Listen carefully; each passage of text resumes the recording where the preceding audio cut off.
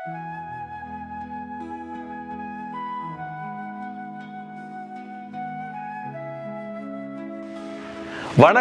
நான் உங்க ஆத்ம நண்பன் பேசுறேன். பிரம்மஸ்ரீ தவத்திரு திருச்சிட்டம்பல சாது சித்தர் என்னோட குருநாதர் அவர்களுடைய மலர் பாதங்களை வணங்குறேன். இந்த பதிவில் தம்ப்நெயில்ல போட்டிருக்கிற மாதிரி ஒரு ஆச்சரியமான விஷயத்தை பற்றி தான் பேச போகிறோம். சத்குரு ஸ்ரீ பிரம்மா சுவாமிகளை பற்றி நிறைய பேருக்கு தெரிஞ்சிருக்கும்.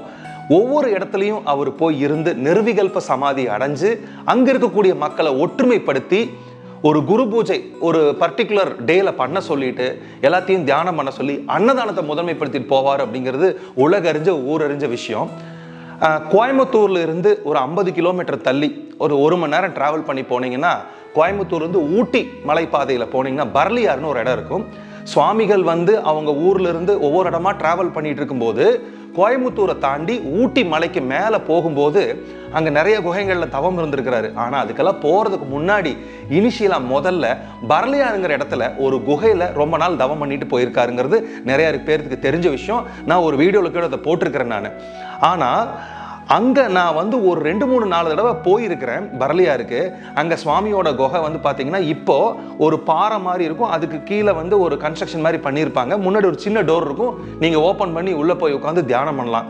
உண்மையிலுமே அங்கே நீங்கள் போய் அந்த கதவை சாத்தி உள்ளே உட்காந்துட்டிங்கன்னா அவ்வளோ இருட்டாக இருக்கிற மாதிரிலாம் இருக்காது. ஏன்னா வெளியில் இருக்கிற வெளிச்சம் கொஞ்சம் உள்ளே அடிக்கும், நல்லா இருக்கும். உண்மையாக சொல்ல போனால் பாட்டம் ஆஃப் மை ஹார்ட் அங்கே ஒரு தாயோட கருவறைக்குள்ளே இருக்கிற மாதிரி ரொம்ப ஒரு கம்ஃபர்ட்டாக, ஒரு ஜாலியாக, ஒரு பாதுகாப்பாக நல்லா இருக்கும். இன்னொன்று, எல்லா குகைகளுக்கும் போகும்போது நீங்கள் ஒரு விதமான ஹீட்டை உணர முடியும். ஆனால் பர்லியாரில் இருக்கக்கூடிய நம்ம சுவாமிகள் தவம் பண்ண இந்த இடம் பார்த்திங்கன்னா கொஞ்சம் குளிர்ச்சியாக இருக்கிறத நம்ம உணர முடியுது. தவம் பண்ணும்போது ஒரு ஆழ்ந்த நிலைக்கு போகிறது, ஒரு வைப்ரேஷனை உணர்றது, யோகத்தில் மேலே போகணும்னு நினைக்கிறவங்களுக்கு அந்த இடத்துல கண்டிப்பாக ஒரு புதுவிதமான உத்வேகமும் ஒரு வைப்ரேஷனும் 100% கிடைக்கும். யாருக்கெல்லாம் சான்ஸ் கிடைக்குதோ, நீங்கள் ஒருவேளை ஊட்டி போகிறீங்க, இல்லைன்னா கோயம்புத்தூருக்கு ஏதாவது வேலையாக வர்றீங்க, கோயம்புத்தூர் பக்கத்தில் இருக்கிறீங்கன்னா உங்களெல்லாம் நான் ரிக்வெஸ்ட் பண்ணி கேட்குறேன். ஆன்மீக சாதனால முன்னுக்கு வரணும், ஒரு நல்ல நிலை அடையணும்னு நினைக்கிறவங்களாம் தவறாமல் ஒரு டைமாவது நம்ம சத்குரு ஸ்ரீ பிரம்மா சுவாமிகள் தவம் இருந்து அந்த குகைக்கு போயிட்டு வாங்க. அந்த லொக்கேஷன், அதனோட ஊர் பேர் எல்லாமே கூட நான் டிஸ்கிரிப்ஷனில் கொடுக்குறேன். இங்கே என்ன ஒரு ஆச்சரியமான விஷயம் நடந்தது அப்படின்னா, நான் 2-3 டைம் போயிருந்தேன். ஒரு டைம் போகும்போது அங்கே அந்த ஆசிரமத்தை பாதுகாத்துட்டு இருக்கிற ஐயா ஒருத்தர் இருந்தார். அவர் அங்கேயே தங்கி இருக்கிறாரு. அந்த ஐயா சொன்ன விஷயம் எனக்கு ரொம்ப ரொம்ப ஆச்சரியமாக இருந்துச்சுங்க. என்ன அப்படின்னா, சுவாமிகள் முதலையா நம்ம கோயம்புத்தூர் வழியா ஊட்டி போகிறதுக்கு முன்னாடி இங்கே தவம் பண்ணார். அவர் அந்த ரோடு சைடில் இருந்து கொஞ்சம் மேலே ஏறி அந்த குகைக்கு முன்னாடி ஒரு பெரிய பாறை இருக்கும். அந்த பாறை ரொம்ப டிஸ்டன்ஸாக இருக்குது. நம்ம நடந்து போகணும்னா ஒரு 20-30 ஸ்டெப் எடுத்து, அதுக்கு மேலே கூட ஸ்டெப் எடுத்து தான் நம்ம குகைக்குள்ளே போக முடியும். ஆனால் சுவாமி அந்த குகைக்கு முன்னாடி இருக்கிற பாறைக்கு ரொம்ப முன்னாடி நின்று 2 ஸ்டெப் வச்சு குகைக்குள்ளே போயிருக்காருங்கிறது பெரிய ஆச்சரியமான விஷயமா அவங்க என்கிட்ட சொன்னாங்க. நான் ஏங்க இது உண்மைதானா அப்படின்னு கூட கேட்டேன் நான். நீங்கள் வாங்க, நீங்கள் நம்ப மாட்டீங்க, வாங்க. அவர் பாதம் வச்சு போன இடம் இன்னும் இருக்குது பாறையில், நான் உங்களுக்கு காமிக்கிறேன்னு காமிச்சாங்க. இப்போ வாங்க, நம்ம சுவாமி பாறை மேலே காலை வச்சு 2 ஸ்டெப் மட்டும் வச்சு நேர குகைக்குள்ளே போன இடத்த நான் உங்களுக்கு காமிக்கிறேன். அந்த இடத்துல சுவாமி வச்ச இடத்துல அவங்க வெட்டி வச்சிருக்காங்களா இல்லை அதுவாக பதிஞ்சுதாங்கிற விஷயமெல்லாம் எனக்கு தெரியாது. நான் கேட்ட விஷயம் இதுதான். அதை உங்கள் கூட பகிர்ந்துக்கணும்னு ஆசைப்பட்றேன். வாங்க அந்த இடத்த போய் நம்ம இப்போ பார்க்கலாம்.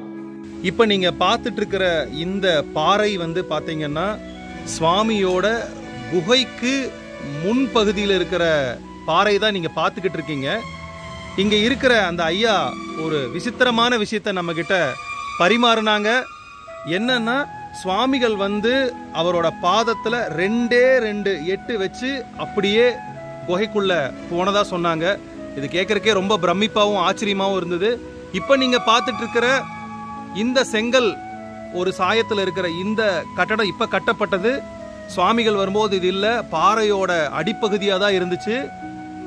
அந்த சுவாமிகளோட தவ வலிமையை நம்ம என்னன்னு சொல்றது, மயிர்கூச்செறியக்கூடிய விஷயமா இருக்குது. அவரோட பாதத்தை பாருங்க.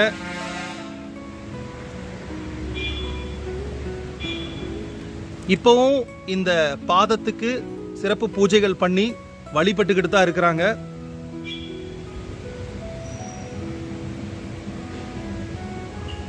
இப்படியே உள்ள தாவி போய் ஆன்ம நிலையில கலந்திருக்காரு சுவாமி.